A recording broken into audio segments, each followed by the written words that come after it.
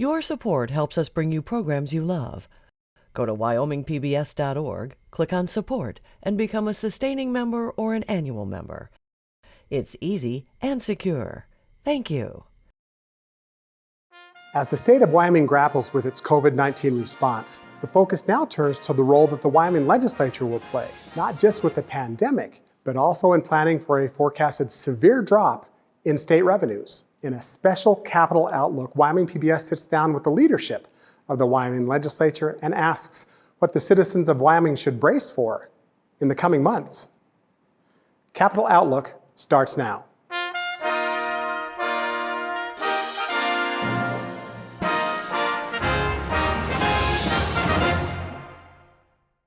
This program is supported in part by a grant from the BNSF Railway Foundation, dedicated to improving the general welfare and quality of life in communities throughout the BNSF Railway service area. Proud to support Wyoming PBS.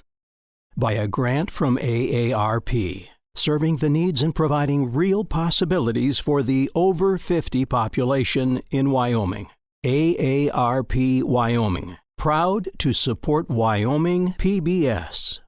And by Wyoming Humanities, celebrating our heritage, strengthening our democracy, and growing Wyoming's creative and cultural economy for over 50 years. Visit thinkwy.org. Good evening and welcome to Capital Outlook. I'm Craig Blumenshine from Wyoming PBS. A little bit later in our show this evening, we're going to sit down with Senator Cale Case. He's the chairman of the Senate Revenue Committee.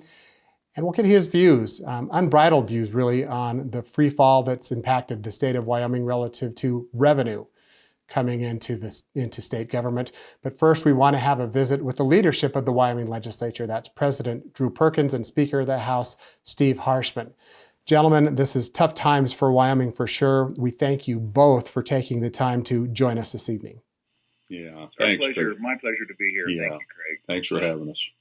You're sure welcome, and I'm actually sorry that we're having this conversation. This is just uncharted territory for everyone in Wyoming and certainly for the legislature. And I think there's two main components that I'd like to talk about with you relative to tonight. First, what are your short-term plans relative to any authority you might need to give to the executive branch to help with immediate COVID-19 support? And since I can't see you with our Zoom setup that we have here because of the technology that we've chosen to use, Mr. President, I'll ask you first.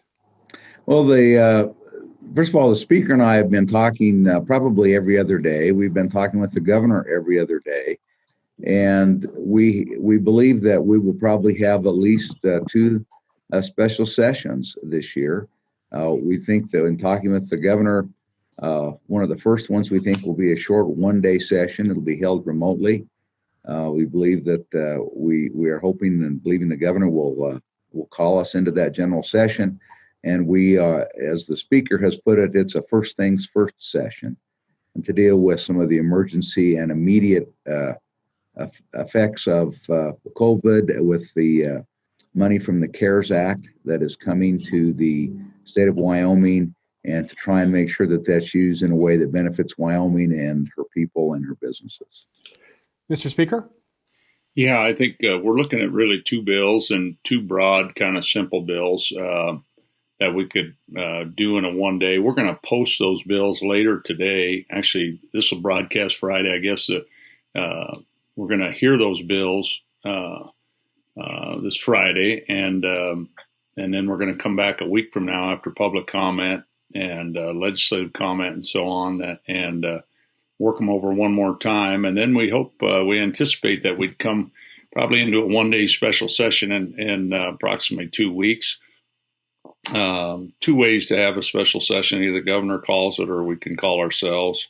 But I think the real issues are to try to give the governor some temporary emergency type authority to, first of all, spend money to help Wyoming people and businesses and communities, and also then some emergency temporary powers to set up programs and to give him more flexibility on budget matters, on how he moves money between agencies, and then also to set up programs to really accept federal dollars. So that's really our are charged. These are things the governor has requested. We've worked with him, as the president said, and then there'll be maybe a month or two. We're going to learn more too. The guidance has come out on the CARES Act, but I think that guidance could very well be amended. There's talk of a fourth stimulus bill. So all that'll be seen, and I think we're going to know more as we get into the middle of June, end of June, for a potential second. Mr. Speaker and Mr. President, it's my understanding that as we sit today, a lot of that over $1 billion that is headed Wyoming's way really can't be spent in ways that many Wyomingites would like it to see spent. Quite frankly, that it is kind of restricted, as we understand now, to just COVID-19 related expenses. Is that how you're viewing things today?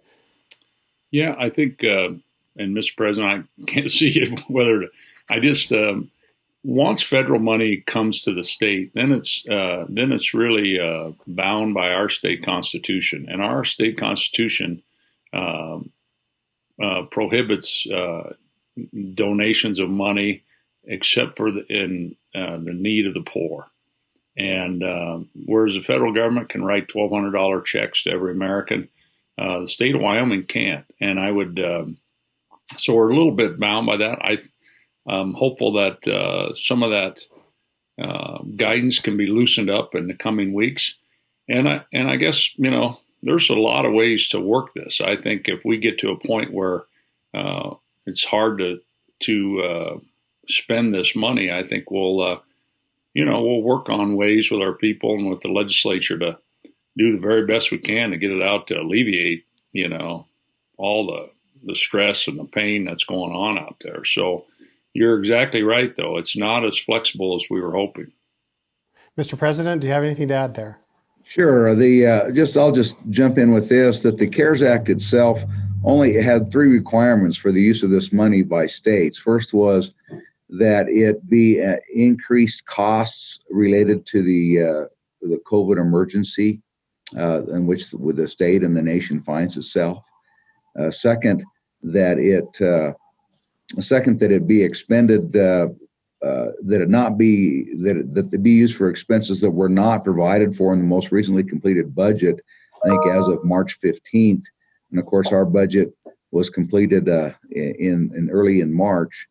And then the third one is that it be expended, or at least pledged or encumbered, sometime between March 1st of this year of 2020 and December 30th of 2020. So unless it meets those 3 requirements, it becomes somewhat difficult. And so even in making direct distributions, for example, to local governments like cities, towns, and counties, just because it's come through us and down to them, they're still bound by those same provisions. In a one-day session, I assume then that you would have mirrored bills, the same bill in the House, the same bill in the Senate, suspend some rules, make some emergency rules so that you could get things done quickly. But I wonder, can you govern effectively remotely? What are your thoughts about how this will play out in this remote world? I've asked people to give us a little bit of the benefit of the doubt as we work the technology, and we've done a lot of practice. We've practiced different platforms, those kind of things, and we're learning a little bit, each time. We're trying to start out and learning how to walk before we run with respect to how we conduct these meetings.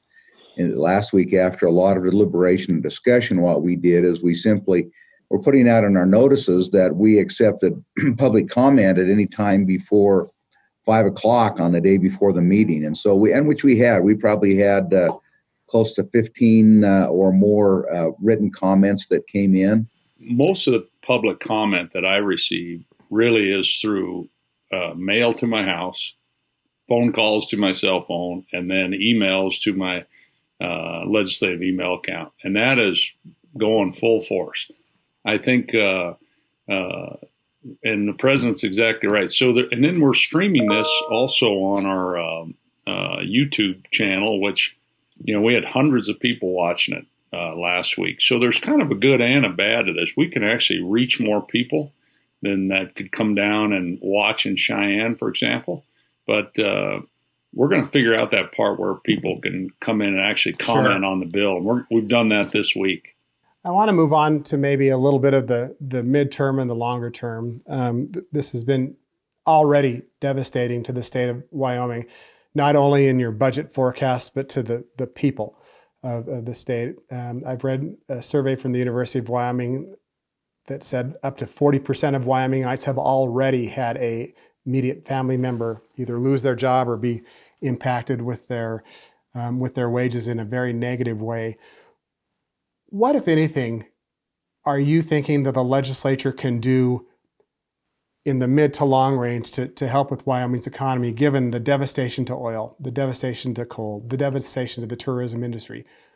What are you thinking about today? Mr. President, I'll let you go first. Well, there's a couple things. We've been talking about this. One of the things that has been able to happen through federal legislation is that we're able to come out and look at providing what we're calling our work shares, but ultimately it's a partial unemployment income. And under Wyoming's program, as long as you're receiving any compensation from your employer, you're not entitled to receive any benefits from unemployment insurance. So through the feds, there's programs. The director of the Department of Workforce Services is working hard to stand that program up to where now if your hours have been reduced, for example, you're working 40, now you're only working 20, that you can receive some employment benefit for that reduction for this period of time. So we're looking at that. We're looking at, we're looking at ways of providing of enhancing and expanding the economic disaster relief loan program that Wyoming has to provide low interest and some instances no interest loans. We're looking at supporting our local governmental agencies, our cities, towns, and counties, and some of our other local subdivisions, hospitals, about how we make sure that they're up and running. We're looking at ways to see if there can be some rate holidays for example, workers' comp, to try and provide some relief to employers there.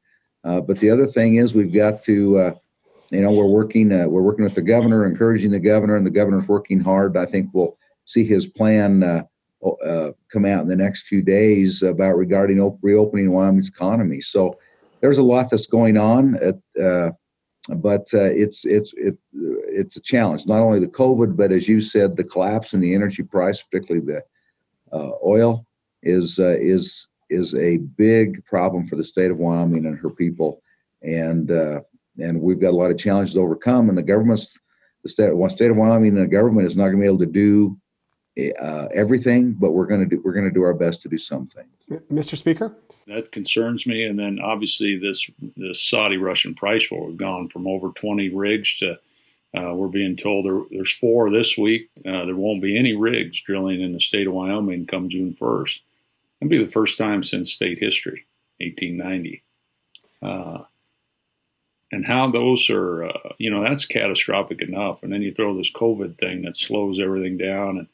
And so really incredible and unpredictable. And I think, the first time anybody living is even, first time all 50 states have been declared disaster areas. And our unemployment has doubled, and it's doubled again. And so I think, these businesses, all of them are on the brink of survival. So we're going to try to push any legal means we can to push money to help businesses and people who are in need. I mean, we're just going to try to get through this.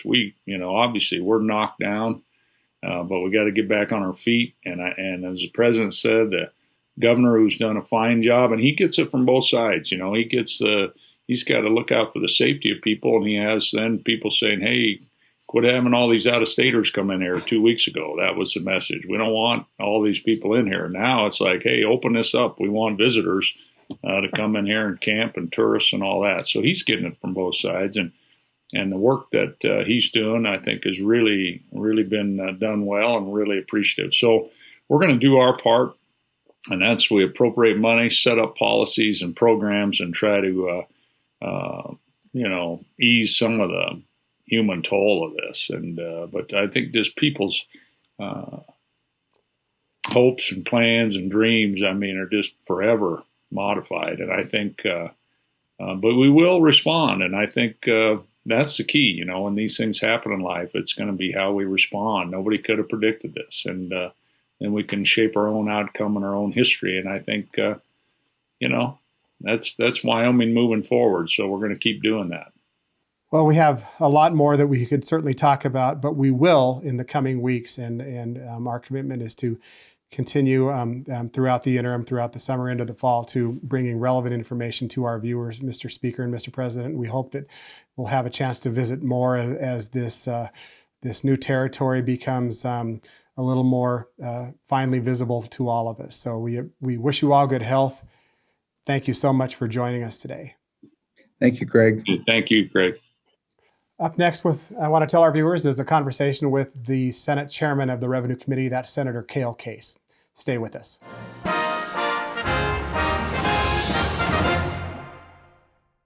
And as we continue Capital Outlook, a special Capital Outlook, it's our pleasure to be joined by Senator Cale Case. Senator, a Republican from Lander, thank you so much for taking time to join us. Well, thank you very much. I'm glad to be here. And of course, you're the chair of the Senate's Revenue Committee. You'll have a lot on your plate, but I want to start by having you tell us your perspective as an economist, as someone who has really pored over these horrific numbers. Yeah, the numbers are really bad. There's no way around it. And I think you probably know that the LSO, our great LSO staff, put out some a revised look ahead, kind of in conjunction perhaps with the Craig analysis, but realizing that the Craig analysis is inadequate right now because it's got such a lag built into it, and we needed some new numbers. But the new numbers are really, really, really horrific, and they show, even under the most optimistic of scenarios, really, really substantial reductions in state revenue over the next 3 years. And here we are looking at a situation where if you think about it, the previous Craig, we looked at balancing the budget, so to speak. I've never argued that our last budget was balanced, but we kind of did it with a forecast that oil would kind of bolster up the state. Well, right now, oil is tanked that shows no promise of coming back for a while. So our third leg of that three-legged stool really has been kicked out. And then you look at tourism, and you look at what's happening with our visitor economy, second biggest industry in the state, gone, literally gone. And we don't know when that's coming back. So the proposed projections, they're just horrific. And if I just go under the optimistic scenario, as I look at my notes here, it's $550 million in reduction over the next 3 years.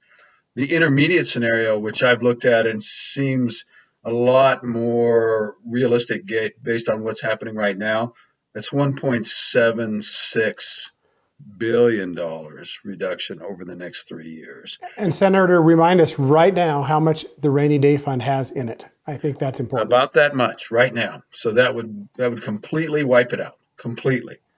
And we were already on track to burn into it, probably over 5 years. This would say, we have to be a little bit careful. This would take that amount of money, and we're going to be short with our regular budget without dipping into the rainy day fund. So it doubles the amount of money that we go down, because we have to remember that we're not going to be having any revenues coming in. We were projecting to have the rainy day fund last, say, 5 years with about $1.7 billion with business as normal. Business is not normal. Revenues are gone. So we're just going to start mining it, and it'll happen very fast. So, Senator, a discussion naturally, I think, falls to revenue. Certainly, I think there will be catastrophic cuts in state government. Do you disagree with that first? No. Catastrophic. We can't fund the government we want to have right now. So we have to do something. We needed to make cuts when we left Cheyenne before, and we put that off. Now we can basically pass all the revenue measures we want, and it still won't provide enough money to fund this government. So we really have to make substantial cuts. We're gonna have to make cuts. We're gonna have to change the way we do business, and it's gonna hurt a lot of people. But now I wonder, the revenue picture is something you looked at last interim, and it was looked at by chairman prior to you, and got essentially no traction, essentially, as it came to the legislature. How now should that discussion continue, and is it too large, as I think your co-chairman said in the Management Council meeting a week or two ago, now for the Revenue Committee even? Is this too big of a discussion even now for your committee? Must it be done at, for lack of a better description, even a higher, more assertive level? Well, that's kind of a big question. We need to reform our tax structure, and we've needed to do that for quite some time. The revenue implications of this crisis on an ongoing basis are just huge, and we kind of face the situation where we could pass all the tax measures that we've talked about in the past few years. I mean, pass a mill levy for education, pass an additional sales tax, talk about a corporate income tax, and we still would be short. And we'd be substantially short, and we'd still have to cut government by a phenomenal amount. So the urgency of this has now been brought home to us, but I'm not very enamored with talk that it's such a big topic we can't even handle it. We have to begin now, and we have to get a handle on it. So sooner we start, the better. So, Mr. Chairman, then, what is your strategy? What is the best way to, number one, present the need to Wyomingites, kind of like we're doing now, and I'm sure many will to come here in the next few months, but also outline the very, very difficult decisions that have to be made about revenue? What's the best way to track this conversation forward? I would bet that the most heavy lifting is going to happen in the next session. Maybe some that does happen in one of the special sessions this year.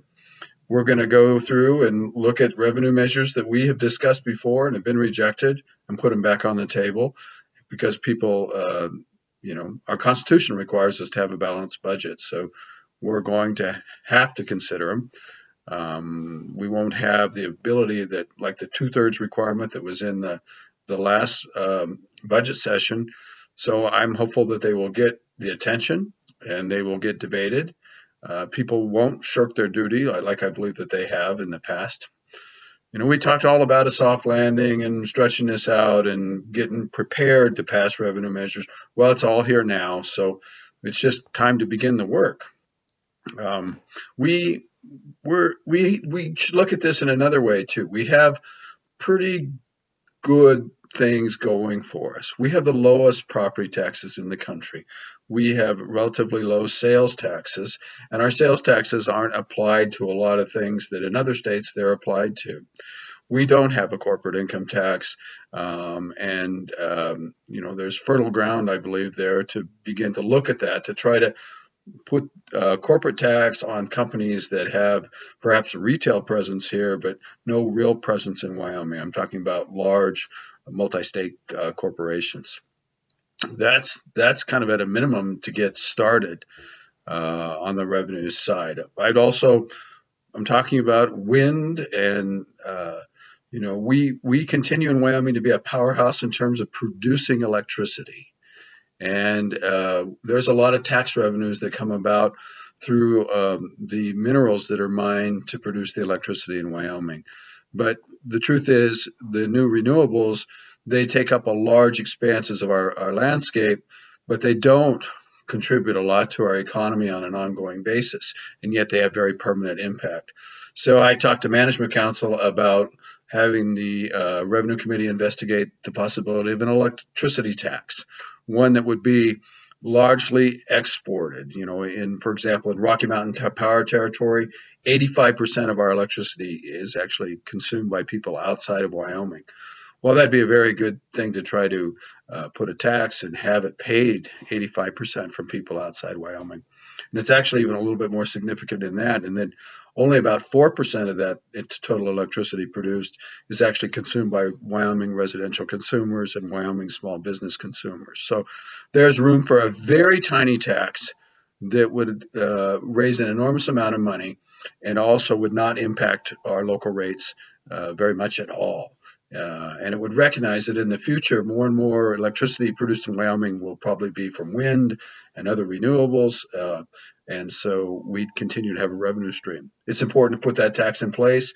I think this is a great year to have that discussion and get her done. Senator, how do you plan to let the folks of Wyoming know? And I asked that question in the context, do you perceive that some of your meetings are going to be Zoom meetings here in the next I guess 3 to 4 months instead of gathering at a place like normally happens with legislative committees? Yeah, and I've got some great concerns here. The funny thing is, Representative Zawaniser and I also are the chairpersons of the Select Committee on Technology and Process. And we have had discussions. We are concerned that in this going to Zoom meetings and things that the public is left short, and that the public input is not sought and nurtured as it should be. So first off, I'm hopeful that we're going to have in-person meetings again and as soon as possible. But if not, we need to do a better job of accommodating public input in this Zoom platform. Senator Case, we are very, very thankful that you visited with us today. Thanks for joining us. Thank you so much. Let's get her done. And just a reminder to our viewers, we'll periodically have capital outlooks now throughout the interim into the summer and maybe even into the fall as news warrants itself, as special sessions occur. These are important conversations that our legislators are having, and we want to do our best to bring that information to you. Thank you so much for joining us tonight, and we hope you're well.